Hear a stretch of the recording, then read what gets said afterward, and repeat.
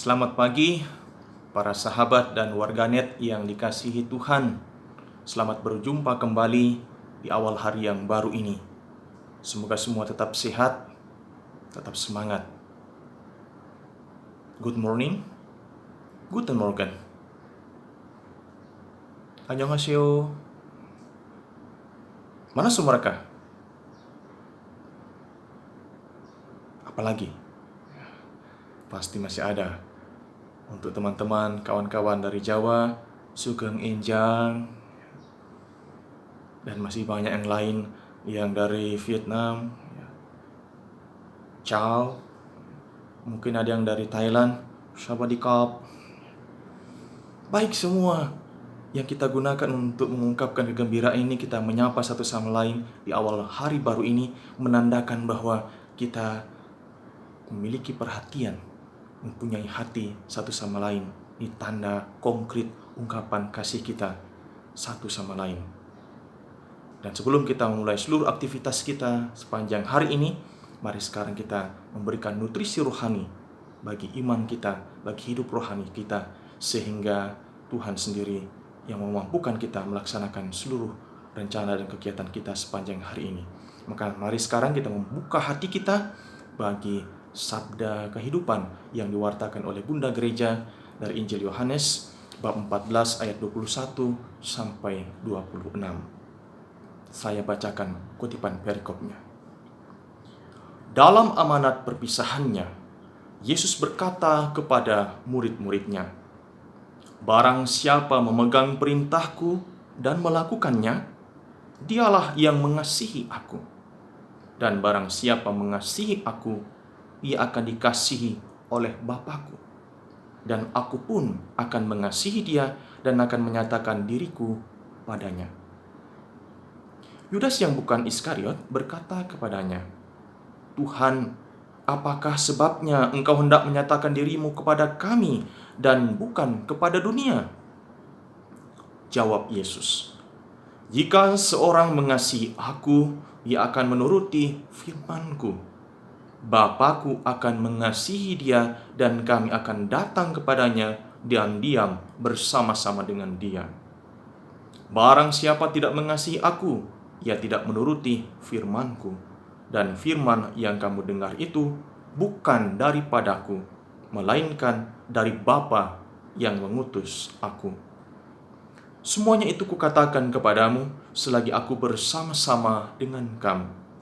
Tetapi penghibur, yaitu Roh Kudus, yang akan diutus oleh Bapa dalam namaku, dialah yang akan mengajarkan segala sesuatu kepadamu dan akan mengingatkan kamu akan semua yang telah kukatakan kepadamu."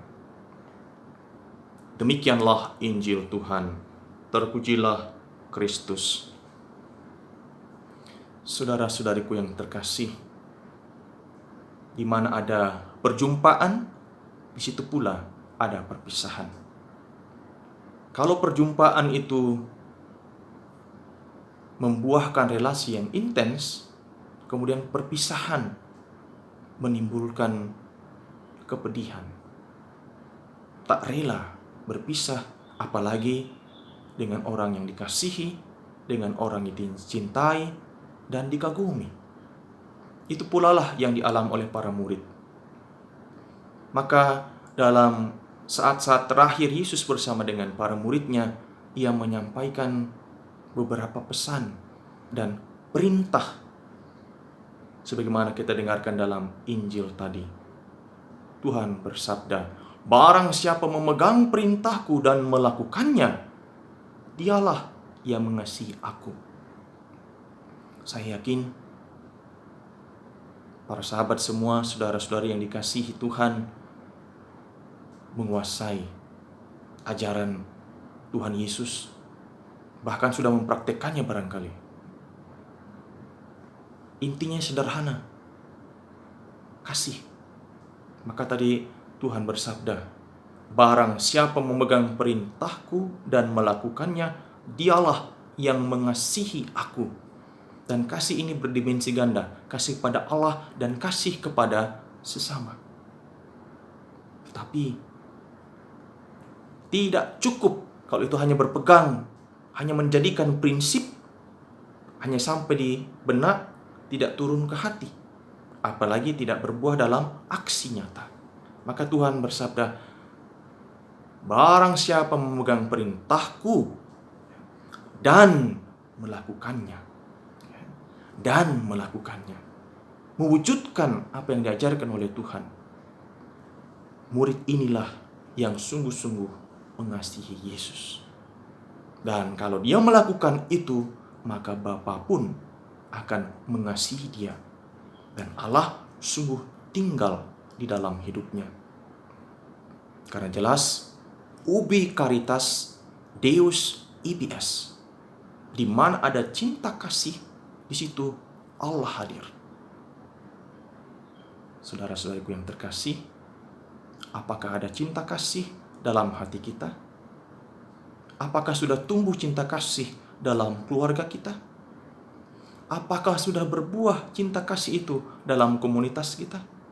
Kalau itu sudah, saya yakin, kita semua percaya Allah hadir di tengah-tengah kita. Mungkin tidak semua mampu melakukan pekerjaan-pekerjaan besar, pekerjaan-pekerjaan yang hebat, tetapi mampu melakukan hal-hal yang sederhana dalam kehidupan sehari-hari, mencuci mobil, mencuci piring, membersihkan dan ngepel kamar, memperhatikan yang sakit, mengantarkan makanan dan minuman untuk yang harus isolasi mandiri. Ini wujud konkret dari kasih itu. Memang ini pekerjaan-pekerjaan kecil, tetapi kalau dalam hal-hal yang kecil ini, dalam pelayanan yang sederhana ini, yang kelihatan sepele, kita sungguh-sungguh melakukannya dengan kasih yang besar, disinilah kita mempraktekkan, merealisasikan, dan mewujudkan dalam inkarnasi dari ajaran Tuhan Yesus sendiri dalam hidup kita. Tidak semua mampu melakukan hal besar, tapi semua mampu melakukan hal-hal kecil dengan kasih yang besar. Maka Santo Paulus dalam salah satu suratnya menegaskan, lakukanlah segala sesuatu dalam kasih. Omnia in caritate. Kalau ini kita lakukan, maka sungguh nyata dalam pengalaman hidup kita. Ubi caritas Deus ibi es, di mana ada cinta kasih, di situ Allah hadir. Dan Allah akan menuntun kita semua, tidak meninggalkan kita. Yesus sekalipun pergi kepada Bapa, ada Roh Kudus yang akan terus-menerus mengobarkan semangat cinta kasih kita dalam hidup bersama, di tengah komunitas, di tengah keluarga, maupun di tengah masyarakat. Sehingga masa pandemi ini menggerakkan kita untuk bertumbuh dalam kasih-Nya. Barang siapa memegang perintahku dan melakukannya, dialah yang mengasihi aku. Semoga Tuhan menyuburkan kasih kita satu sama lain dalam hidup sehari-hari. Tuhan memberkati saudara-saudari semua.